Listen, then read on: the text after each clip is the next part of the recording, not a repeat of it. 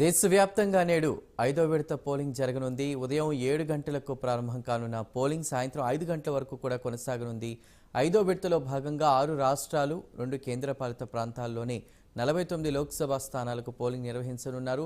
ఉత్తరప్రదేశ్లో 14, మహారాష్ట్రలో 13, పశ్చిమ బెంగాల్లో 7, బీహార్లో 5, ఒడిశాలో 5, జార్ఖండ్లో 3, జమ్మూ కాశ్మీర్లో 1, లడఖ్లో 1 లోక్సభ స్థానాలకు పోలింగ్ను నిర్వహించనున్నారు.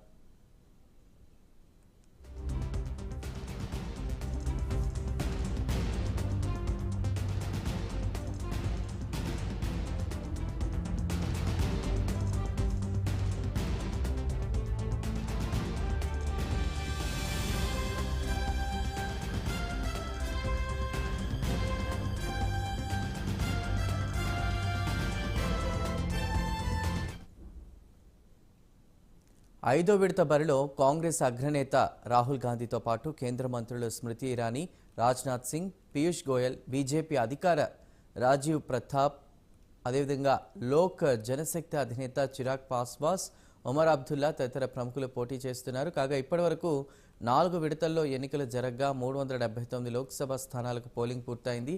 ఈ నెల 25న 6వ దశ, జూన్ 1న 7వ విడత పోలింగ్తో దేశంలో పోలింగ్ ప్రక్రియ ముగుస్తుంది. జూన్ 4న ఓట్ల లెక్కింపు చేపడతారు.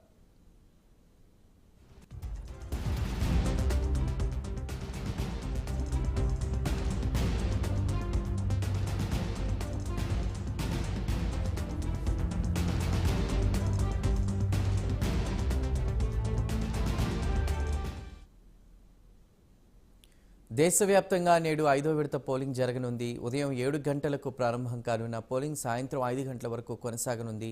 5వ విడతలో భాగంగా 6 రాష్ట్రాలు, 2 కేంద్రపాలిత ప్రాంతాల్లోని 49 లోక్సభ స్థానాలకు పోలింగ్ నిర్వహించనున్నారు.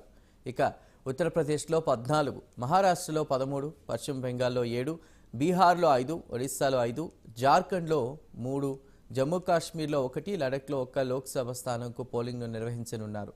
5వ విడత బరిలో కాంగ్రెస్ అగ్రనేత రాహుల్ గాంధీతో పాటు కేంద్ర మంత్రులు స్మృతి ఇరానీ, రాజ్నాథ్ సింగ్, పీయూష్ గోయల్, బీజేపీ అధికార ప్రతినిధి రాజీవ్ ప్రతాప్ రూడి, లోక్ జనశక్తి అధినేత చిరాగ్ పాస్వాన్, ఒమర్ అబ్దుల్లా తదితర ప్రముఖులు పోటీ చేస్తున్నారు. కాగా ఇప్పటి వరకు 4 విడతల్లో ఎన్నికలు జరగగా 379 లోక్సభ స్థానాలకు పోలింగ్ పూర్తయింది.